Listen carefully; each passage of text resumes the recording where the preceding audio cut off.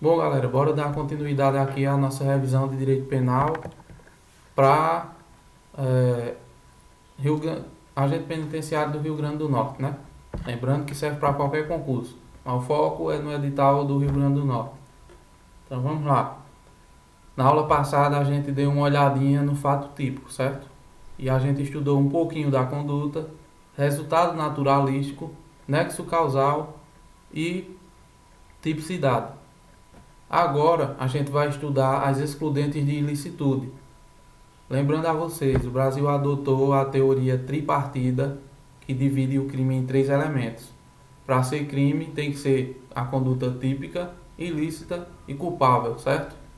A gente estudou a conduta típica e agora a gente vai estudar a ilicitude. Vê só, toda conduta típica ela presume-se ilícita. Toda conduta típica tem presunção de ilicitude. Se ela é típica, logo ela é ilícita. Mas existem quatro coisas que podem excluir essa ilicitude da conduta. Quais são essas coisas? Vai lá na planilha que eu fiz. Estado de necessidade, legítima defesa, exercício regular de um direito e estrito cumprimento de um dever legal. Tudo isso são chamados de excludentes de ilicitude. Se você agiu mediante uma dessas excludentes, amparado em uma dessas excludentes, sua conduta não é ilícita, logo não há crime, porque para ser crime ela tem que ser típica, ilícita e culpável. Não basta ela ser apenas típica, ok? Então o que seria legítima defesa? A legítima defesa é quando você age para repelir uma injusta agressão atual ou iminente. A injusta agressão ela pode ser atual ou ela pode ser iminente, está prestes a acontecer, certo? E você tem que usar dos meios moderados para repelir aquela agressão. Tranquilo? Entenderam? Então vê, tem um desafeto teu que te ameaçou de morte. Disse: onde eu lhe encontrar, eu vou lhe matar. Aí de repente tu se depara com ele. Tu vem numa calçada, ele vem na outra, e tu diz: eita, aquele cara disse que ia me matar.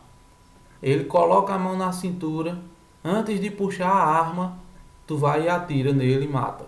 Dá um único tiro e ele vem e morre. Você agiu em legítima defesa, certo? A agressão era atual ou era iminente? Ela era iminente, estava prestes a acontecer. Ela seria atual se ele tivesse puxado o revólver e atirado em você. Então, agressão atual, ok? Mas tanto faz, ser atual ou iminente, prestes a acontecer, vai configurar a legítima defesa. E essa legítima defesa pode ser sua, pode ser em seu favor ou em favor de terceiro. Exemplo: o marido da sua vizinha disse que ia matar ela. Então você viu quando ele pulou o muro com o revólver na mão, você foi lá e atirou nele. Matou ele. A legítima defesa foi em seu favor ou de terceira pessoa? Foi em favor de terceira pessoa. É válida? Sim, com certeza. Legítima defesa própria ou de terceiro. Ok? Tranquilo? Estado de necessidade. O que seria o estado de necessidade? O estado de necessidade é quando você sacrifica um bem de menor ou igual valor para salvaguardar um bem seu, um bem jurídico seu. Por exemplo, você está num barco e o barco está naufragando. Nesse barco existe você e um amigo seu, mas só existe um colete salva-vidas. Esse colete só aguenta uma pessoa. Então você vai, mata seu colega para ficar com o colete. Veja a diferença de estado de necessidade para a legítima defesa. Na legítima defesa você tem uma agressão atual ou iminente. No estado de necessidade você não tem uma agressão obrigatoriamente. Por exemplo, seu amigo estava lá na dele. Ele nem sabia que o barco estava afundando. Você sabia.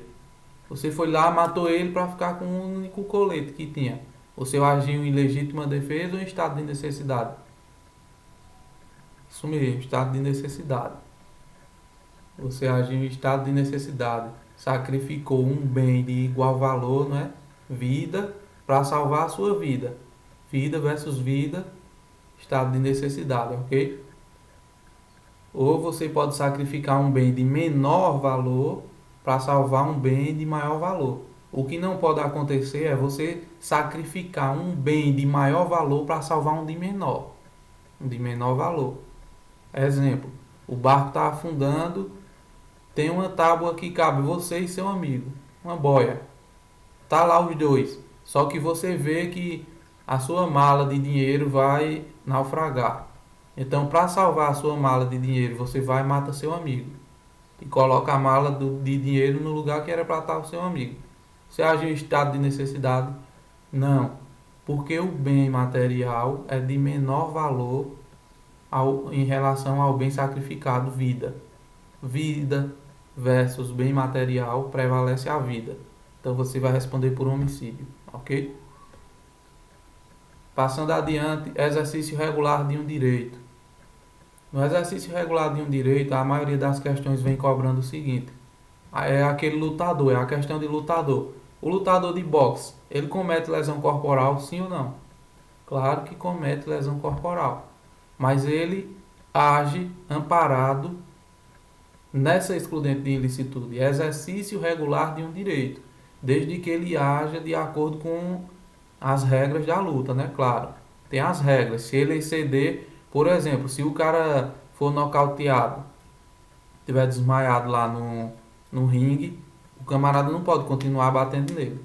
Se ele continuar batendo, ele feriu as regras e ele pode responder por lesão corporal ou até mesmo por homicídio. Mas se ele cumprir as regras, ele está cometendo um fato típico, porque vê, no momento que eu sou boxeador, estou numa luta lá, dou um soco na cara do outro, quebro o nariz dele. Essa conduta é típica. Primeiro, houve conduta, ação ou omissão humana, voluntária, consciente e dirigida a uma finalidade? Houve. Houve resultado naturalístico? Sim. O nariz dele estava inteiro, agora está quebrado. Houve nexo causal? Minha conduta teve nexo com o resultado? Sim, com certeza. Houve tipicidade formal, adequação da lei ao caso concreto? Houve. Lesionar alguém? Houve tipicidade material? Sim, é relevante. Entendeu? Não é insignificante quebrar o nariz do outro. Ok? Beleza, então o fato é típico. Mas eu já posso dizer que é crime? Não, porque eu vou ter que analisar se há excludentes de ilicitude. Aí eu vou lá, beleza, ele quebrou o nariz do cara, mas como foi isso? Foi numa luta de boxe. E eles são lutadores? São. Então eles estão amparados pelo exercício regular de um direito. Ok? Logo, a conduta não é ilícita, não há que se falar em crime. Tranquilo? A quarta excludente de ilicitude vê lá na planilha. É o estrito cumprimento do dever legal. Aí, como exemplo do estrito cumprimento do dever legal, a maioria dos livros e das questões traz o seguinte: no Brasil, a gente sabe que, em regra, não existe pena de morte, salvo em caso de guerra declarada, né? Tem uma exceção. Guerra declarada, se o camarada trair a pátria, por exemplo, ele vai ser condenado à pena de morte. E essa pena de morte, ela é executada com um tiro de fuzil. Aquele cara que vai dar o tiro de fuzil, o cara foi condenado à pena de morte. O Brasil estava em guerra e ele traiu a pátria. Aquele cara que vai atirar, que é chamado de carrasco, vai atirar e vai matar aquele cara que teve pena de morte decretada. Ele está cometendo uma conduta típica? Claro que sim, matar alguém. A conduta é típica. A gente já analisou os 4 elementos do fato típico e estão presentes. Mas a conduta é ilícita? Não, porque ele agiu em estrito cumprimento do dever legal. Ele matou porque estava cumprindo a lei. Era um dever dele atirar naquele cara, ok? Outro exemplo, quando a polícia prende uma pessoa, encarcera uma pessoa, por exemplo, está cometendo um crime, em regra sim. O fato é típico, que diga, né? O fato é típico. Mas ele está cometendo um crime? Não, porque não é ilícito. Ele está agindo em estrito cumprimento do dever legal. Ok? Então, a gente conseguiu ver aí todas as excludentes de ilicitude. Claro que de uma forma bem rápida, mas Deu para entender, é revisão. Revisão é revisão. Tranquilo? Então volta lá na planilha para a gente continuar. Pela teoria tripartida, o fato tem que ser típico, ilícito e culpável. Pode existir uma conduta típica, ilícita e não culpável. Então essa conduta também não é crime, porque falta o terceiro elemento do crime. Lembrando que as bancas gostam de cobrar o seguinte: toda vez que excluir o fato típico, eu digo que excluí o crime. Toda vez que excluir a ilicitude, eu digo que excluí o crime também, ok? Então, excluir o fato típico ou a ilicitude exclui o crime. Mas se eu excluir a culpabilidade, eu tenho que dizer que ele é isento de pena, certo? Presta atenção, os três são elementos do crime, né? Faltou um dos três, eu não posso dizer que o cara é criminoso. Mas os dois primeiros eu tenho que dizer que exclui o crime, e o último, que é a culpabilidade, eu tenho que dizer que isenta de pena. Isso é o que as bancas vêm cobrando, ok? Então vai lá na culpabilidade agora. Dá uma olhada de novo aí na planilha. Culpabilidade. São três os elementos da culpabilidade, ok? O primeiro é a imputabilidade. O segundo é a potencial consciência da ilicitude. E o terceiro é exigibilidade de conduta diversa. Eu vou tentar trazer um exemplo aqui de cada um para a gente tentar fechar aqui a culpabilidade. Então, vê. Imputabilidade penal. Uma pessoa que é imputável é uma pessoa que tem condições de receber uma pena. Então, para a lei, por exemplo, um menor de 18 anos, ele é inimputável. Ele não pode responder por crime, entendeu? Então, um menor de 18 anos, ele vai lá e mata alguém. Essa conduta é típica? É típica. É ilícita? É ilícita. Ele não agiu amparado por nenhuma dessas excludentes. Mas ela é culpável? Não é culpável, porque o menor de 18 anos é isento de pena. Ele não comete crime, ok? Inimputabilidade é diferente de imputabilidade. O imputável é o maior de 18 anos que não é deficiente mental e que tem consciência de discernir o caráter ilícito do fato, ok? Esse é o imputável. Agora, o inimputável é o menor de 18 anos ou aquele que por doença mental ou desenvolvimento mental incompleto, ele não tinha condições de discernir o caráter ilícito do fato no momento que ele cometeu o fato, ok? Então tem aquele doido, o doido que de vez em quando surta mesmo e não sabe nem o que está fazendo. Naquele momento que ele não tem condições de discernir o caráter ilícito do fato e de determinar-se de acordo com esse caráter, ele vai lá e comete uma infração penal, mata alguém, ou furta alguma coisa de alguém, sai correndo, quebra, crime de dano, por exemplo. Esse camarada cometeu uma conduta típica, sim. Ilícita, sim. Mas existe culpabilidade? Não. Porque no momento da infração, ele não tinha condições de discernir o caráter ilícito do fato. Ele era inimputável. Logo, não pode responder por crime. Entenderam? É isento de pena. Primeiro elemento da culpabilidade, estudamos imputabilidade, ok? Aí vai lá agora no potencial consciência da ilicitude. Dentro do potencial consciência da ilicitude tem uma coisa muito importante, que é o erro de proibição. O erro de proibição não tem nada a ver com erro de tipo, já adianto. O erro de proibição é quando, pelas circunstâncias pessoais do camarada que cometeu aquela conduta, ele não teria condições de saber que aquela conduta era crime. Então, exemplo clássico de livros e de questões. Existe, vamos dizer, esse pessoal da zona rural, meio bruto, que não tem acesso à internet, não gosta muito de assistir televisão, aí ele pega e empresta R$ 100 a uma pessoa. Essa pessoa fica enrolando ele. Ah, depois paga, eu tô sem dinheiro e tal. Só que de repente essa pessoa chega na casa dele, deixa a carteira em cima da mesa e pede para ir no banheiro. Quando esse senhor olha a carteira dele, tem lá 5 notinhas de 100. Ele diz: oxe, o cara tá me devendo 100 conto e não paga, tá com 5 aqui. Vou logo pegar os meus 100, né? Pega os 100, bota no bolso e deixa pra lá. Pra ele, aquilo ali é certo. Ele não sabe que aquilo ali é crime.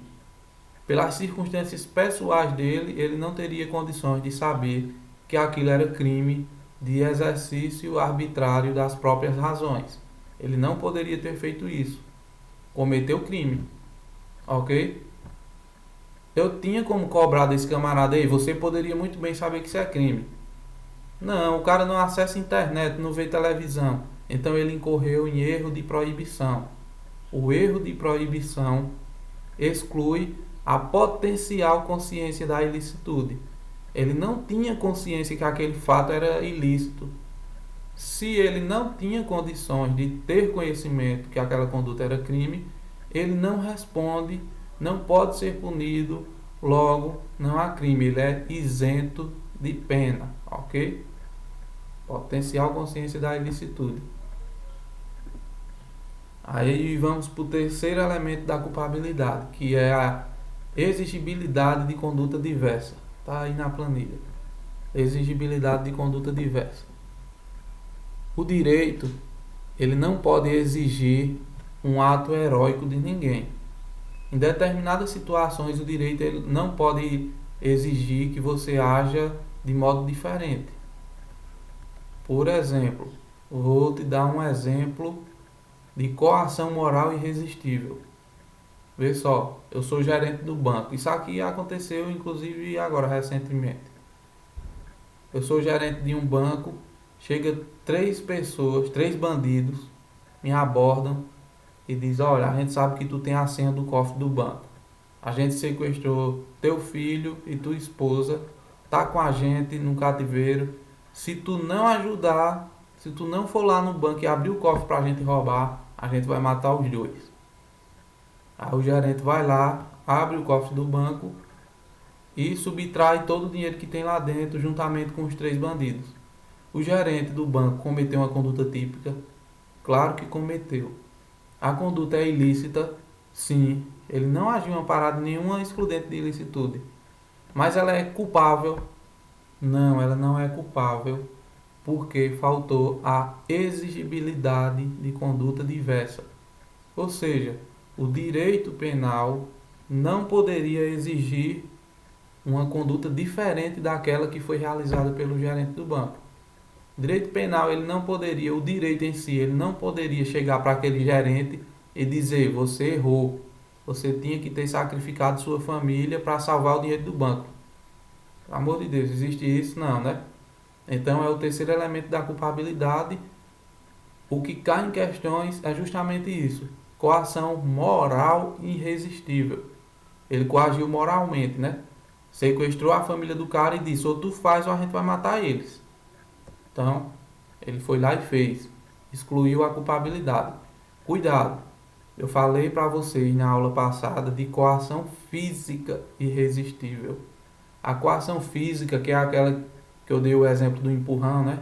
Empurrei Jefferson caiu e matou George. Essa coação física exclui o quê? Exclui o fato típico. Ok? Já a coação moral, que é aquela que eu sequestro alguém, digo que vou matar se ele não cumprir determinada situação, se eu não ajudar ele a cometer o crime que ele quer. Essa coação moral exclui a culpabilidade, beleza? As questões gostam de misturar aí e dizer que uma exclui a outra. Outra coisa importante aqui, ó, dentro dessa planilha, volta lá na planilha, é o seguinte: o dolo e a culpa estão aqui, ó, dentro da conduta, logo fazem parte do fato típico. Vê o que as questões vêm cobrando, o que as questões vêm tentando induzir o camarada a erro. A questão diz o seguinte, ó. O dolo e a culpa estão dentro da culpabilidade.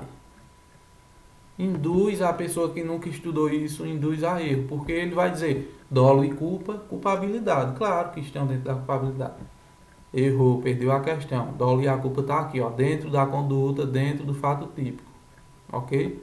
E esse dolo aqui é chamado de dolo natural, certo? Tá aqui, ó, dolo natural. Pela teoria finalista da ação ou da conduta. Essa teoria finalista da conduta diz o seguinte: a conduta é uma ação ou omissão, vocês já sabem, humana, consciente, voluntária, dirigida a uma finalidade. Então, se ela é dirigida a uma finalidade, qual foi a teoria adotada no Brasil? A teoria da conduta é a teoria finalista, porque toda conduta tem que ser dirigida a uma finalidade, seja ela dolosa ou culposa. Entenderam? Esse dolo é chamado de dolo natural. O dolo normativo não existe mais aqui no fato típico, ok? O dolo normativo seria o potencial consciência de ilicitude, é aqui, ó, da culpabilidade. Mas isso aí é uma coisa mais aprofundada e não vamos quebrar a cabeça com isso. O que importa é você saber onde está. Dolo e a culpa está aqui, ó, dentro do fato típico, certo? Tranquilo? Então deixa eu pegar aqui o edital de novo pra gente. Então beleza, olha. Então a gente viu tipicidade, ilicitude e culpabilidade, certo? Aí agora a gente vai dar uma olhada em punibilidade. Bom pessoal, então o que seria a punibilidade? Que é o último ponto que a gente vai ver aqui nessa revisão. A punibilidade é o direito que o Estado tem de punir aquele indivíduo que cometeu uma conduta criminosa. Esse direito que o Estado tem de punir é chamado de ius puniendi, direito de punir do Estado, ok? Esse direito de punir do Estado, ele prescreve, ou seja, com o passar do tempo, o Estado perde o direito de punir o cidadão que cometeu uma conduta criminosa. Então, dentro de punibilidade, claro que vocês vão se aprofundar, né, e conhecer os outros detalhes que existem dentro desse tema, mas eu quero trazer para vocês a prescrição, a extinção, que diga, a extinção da punibilidade. Quando é que o Estado vai perder o direito de punir o cidadão que cometeu um crime? Vá lá no artigo 107 do Código Penal, diz assim, ó, extingue-se a punibilidade pela morte do agente. Ou seja, eu cometi um crime, estou sendo processado pelo Estado. De repente, antes de ser condenado ou antes de cumprir minha pena, eu morro. Então, a morte do agente extingue a punibilidade. E o Estado vai poder me punir depois que eu morrer? Claro que não, né? Inclusive, a pena não passará da pessoa do condenado, né? Princípio da intranscendência da pena. A pena terá que ser aplicada a mim, não pode passar para meus herdeiros. Então, acabou o direito de punir do Estado porque eu morri. O inciso 2º, olha lá, diz, pela anistia, graça ou indulto. Então, se eu for beneficiado com a anistia, com a graça ou com o indulto, eu também vai ser extinta o direito de punir do Estado. O direito de punir do Estado vai ser extinto. O Estado nunca mais vai poder me punir pelaquela conduta, ok? No inciso 3º diz, pela retroatividade da lei, que não mais considera o fato como criminoso. Foi o que ele quis dizer aqui. Surgiu uma nova lei dizendo que aquele fato agora não mais é considerado crime. Deixou de ser crime. Veio uma lei e disse, a partir de hoje, tal conduta não é mais crime. Todos que estão sendo processados pelo aquele crime vão ser liberados. Por quê? Porque extinguiu a punibilidade. O Estado perdeu o poder de punir. Tranquilo? Aí o inciso 4º, que é o mais importante, diz o seguinte, ó, pela prescrição, decadência ou perempção. Pela prescrição. Aí é onde vai estar na prova de vocês, é justamente a prescrição. Vai lá no artigo 109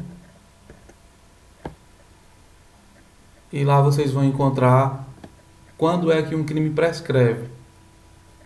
Vê, a prescrição se dá de acordo com o máximo da pena aplicada àquele crime. Exemplo, homicídio simples. O homicídio simples tem uma pena de 6 a 20 anos. Qual é a pena máxima do homicídio simples? 20 anos. Para poder saber o tempo de prescrição desse crime, eu tenho que pegar a pena máxima, qual seja 20 anos. Aí eu vou lá e leio os incisos. Ó. Prescreve em 20 anos se o máximo da pena é superior a 12. Opa, homicídio tem uma pena máxima superior a 12. Então prescreve em quantos anos? Em 20 anos. Inciso 2º.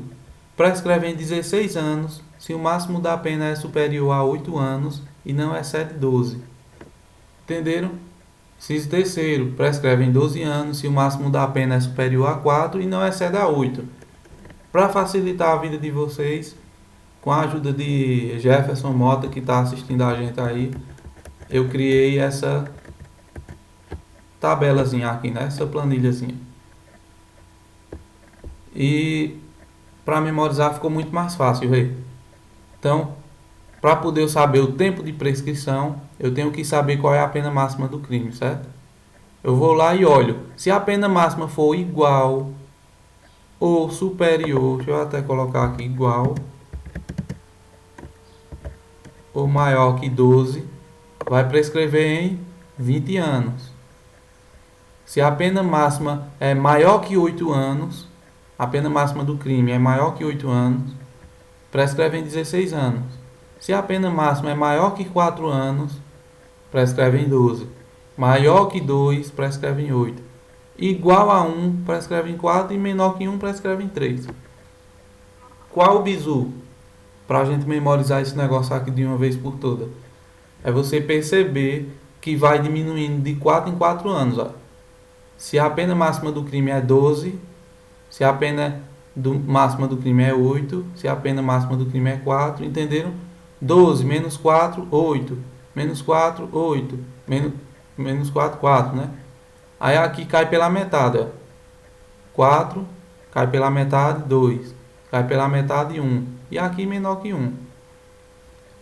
O tempo de prescrição vem no mesmo sistema, diminuindo de 4 em 4 anos. Ó.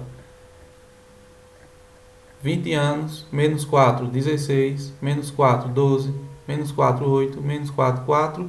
E aqui diminui 1, 3, que é o tempo mínimo de prescrição, ok? Então já dá uma facilidade maior aí para vocês memorizarem, né? Entenderam? Teve dúvida? Pega essa planilhazinha, leva antes da prova, dá uma lida nela, que provavelmente vai ter uma questão de prescrição. E lembrando, a prescrição extingue a punibilidade. Tira do Estado o direito de punir o camarada, ok?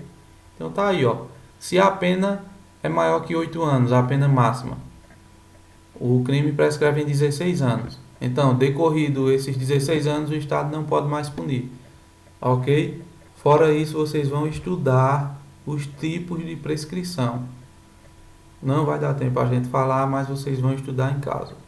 Ok? Então, boa sorte a quem vai fazer a prova domingo. Acredito que muita gente daqui que estuda com a gente vai passar. Você que está nos assistindo já está meio caminho andado, como diz a história, né? Eu acredito que todos vão passar. Tranquilo? Até a próxima. Compartilhem o vídeo e se inscrevam no canal. Valeu!